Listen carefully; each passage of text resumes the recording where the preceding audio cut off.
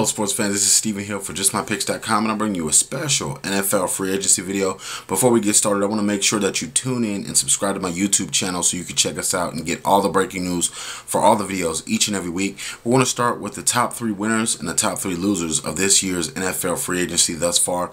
You have to tip your hands and your hats to the Denver Broncos, of course.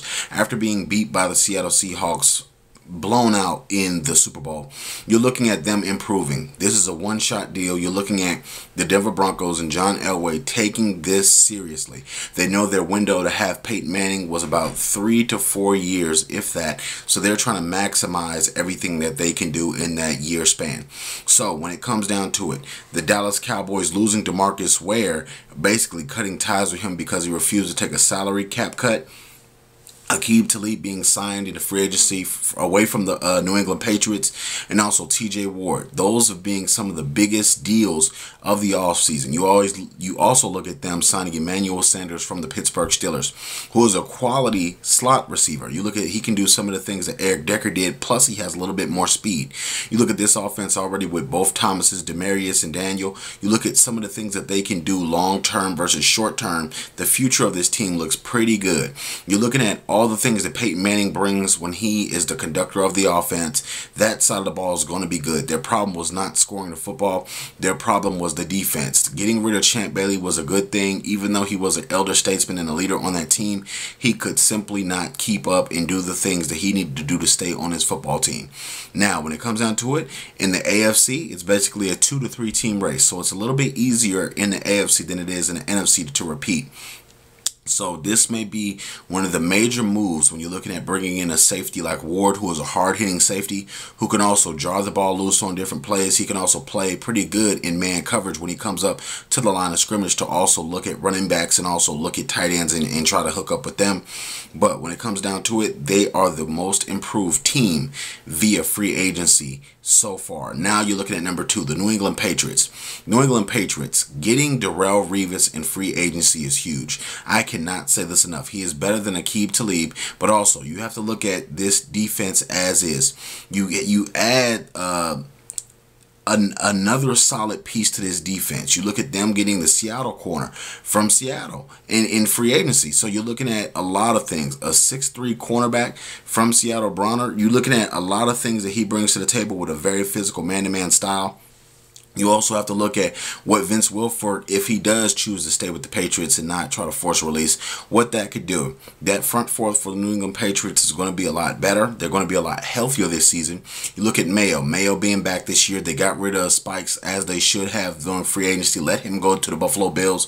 And you're looking at Bill Belichick having a plethora of picks in the NFL draft. Even though this team is not deep in depth, the talent that it does have is pretty good. Re-signing Julian Edelman after his incredible season last year, career season, was vital to the success. You get back Gronkowski. That is a pickup in itself. Even though it didn't happen in free agency, he's going to be healthy going into next season. He's going to be a playmaker going into next season. You look at Mayo, same case and scenario. Also Vince Wilfork, same case and scenario. A big plug-in defensive tackle who can get the job done. When he's healthy, is one of the best 3 to 5 defensive tackles in the NFL. These are some of the moves that when you get healthy, it's almost like you added a free agent because you did not have that last season fully. You didn't have that player healthy for a full 16 games. So they're going to rely on a lot of those veterans to get the job done. But Darrelle Revis by himself, and then re-signing Julian Edelman, adding the cornerback to this team. You're looking at so many different moves that they can make in the grand scheme of things. But for now, the New England Patriots defense is the headlining story right now. You look at some more moves that they could possibly make down the road. You even look at them making bigger moves, possibly making trades to get what they need on defense to make this team better. Now, when it comes down to it, the Cleveland Browns coming in number 3, adding Dante Whitner, adding Carlos Dansby, adding a Ben Tate.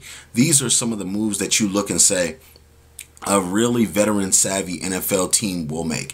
Because Ben Tate, even though he has not proven himself to be a starter in this league, he backed up Arian Foster and carried the Houston Texans for some time. We've seen him have a couple of good games throughout his 4-year career thus far. Look at Dante Whitner. Dante Whitner being one of the hardest-hitting safeties in the NFL. Leaving the San Francisco 49ers, yes, it leaves a void for them, but it's a huge pickup. You won't have all those deep plays down the field for the Cleveland Browns because they will fear Whitner. And fear, at this point, he does not fear year being fined by the NFL. You also look at getting rid of DeQuell Jackson was a positive move. Bringing in a Carlos Dansby who knows this type of defensive scheme, who knows how to get the job done on defense, and also being that leader, that veteran leadership that you need in the locker room to replace Jackson. Now, when it comes down to it, the Cleveland Browns have a lot more holes to fill. Even though these are just some of the moves, these are moves that are going to hold your cornerstones down for this for some time. If you're the Cleveland Browns, they're going to give your fans hope, and they're going to pay immediate dividends right now. There's no we're going to be better in 2 years or 3 years or next year.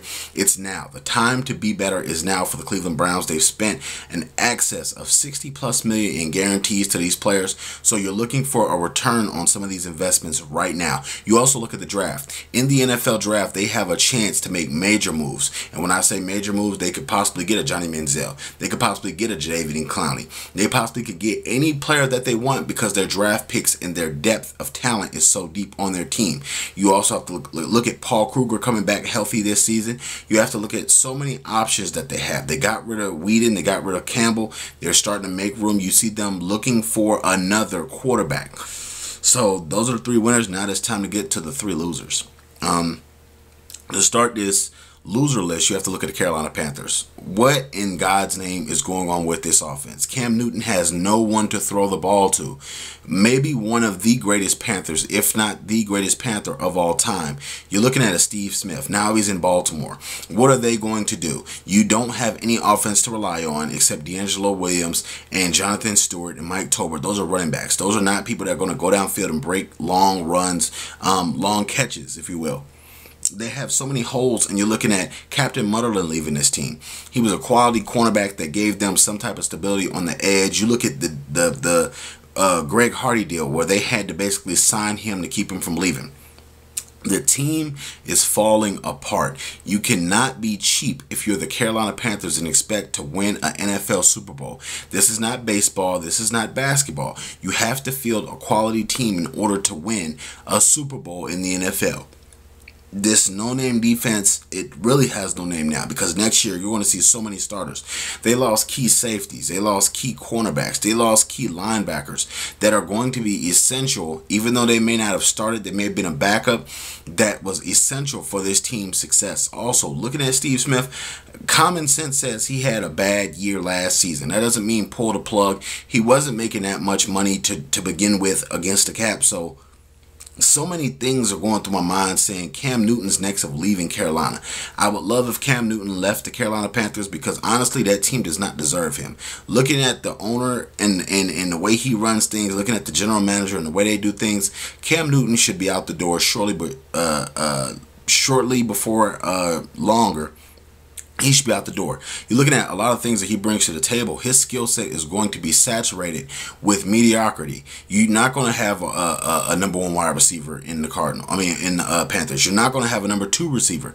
You're looking at guys that we probably won't even know their names. They may go in the NFL draft and try to get somebody, but via free agency, it's looking like nobody wants to play for the Panthers right now. And it's just a shame because this team had so much promise last year, and if they could have cut a few other players and did a few other things, they would have been in contention still, I think. But now, you know how the NFC South goes. Nobody wins the division back-to-back in back-to-back years. So you're looking at a new team that's possibly going to win the NFC South, and because they're cheap, that's one of the reasons why.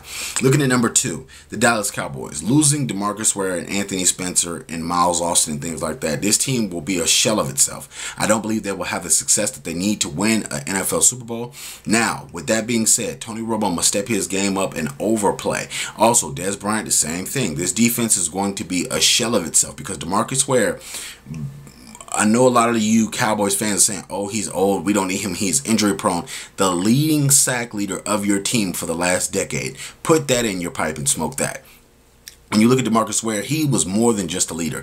He was a damn good football player, a darn good pass rusher. You look at everything that he did. Even though he could not play well in the pass coverage, he got to the quarterback so often, even when the quarterback got rid of the ball. He sped the quarterback's clock up inside his head and made the quarterback make mistakes, made them throw interceptions, made them fumble the ball because they were looking for DeMarcus Ware. So those are some of the big losses on that Dallas Cowboys line that really concerned me.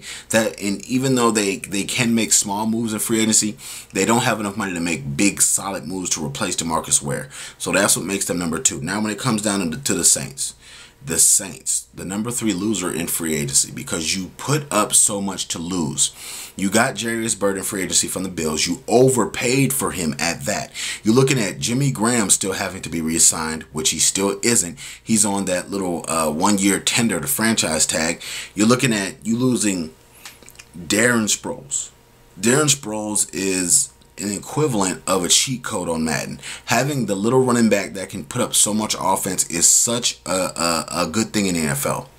You basically got rid of 75% of your team with offense and defense of players that have been there the last 2 and 3 years. Now you have to go out and find players for your system, because in the New Orleans Saints system, not everybody can be plugged and play. This is not New England. It's not that kind of simple offense where anybody can just go. Me or you sitting on your couch could go and play for the New England Patriots system. It's that easy. But when you go to the Saints system, it's a timing system. Because Drew Brees is not a tall quarterback, he relies on the same thing Peyton Manning does. Timing, and accuracy. With Tom Brady's system, it's a lot of screen passes, it's a lot of bubble hitches, so you don't need top athletes or top speed to play in that offense. When it comes down to that defense, the Saints are god-awful on defense. I expect them to be god-awful again on defense. They've given up some of the parts that didn't let them allow them to run 3-4. But you also have to look at this. The Saints with Sean Payton are a much better team, but when it comes down to it, you just lost too many pieces. And Darren Sproles is the X factor for that Saints team. Now that he's no longer there, I don't expect them to be that high-volume offense and be as efficient.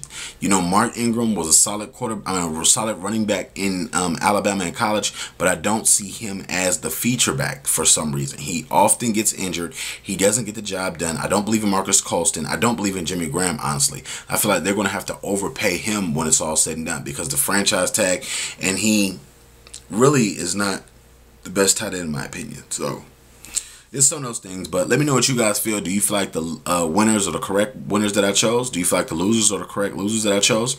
Let me know what you guys feel. Throw your own winners and losers out there, the top 3 winners and losers. Let me know what you guys feel right in the comment section below. Also, don't forget to check out JustMyPicks.com each and every day for all the breaking news, for all the news stories we have in the NFL. And don't forget to subscribe to this YouTube channel, YouTube.com/JustMyPicksTV, for all the breaking news and all the videos that we send out. Thank you very much for subscribing. Please comment and share my post. Thank you.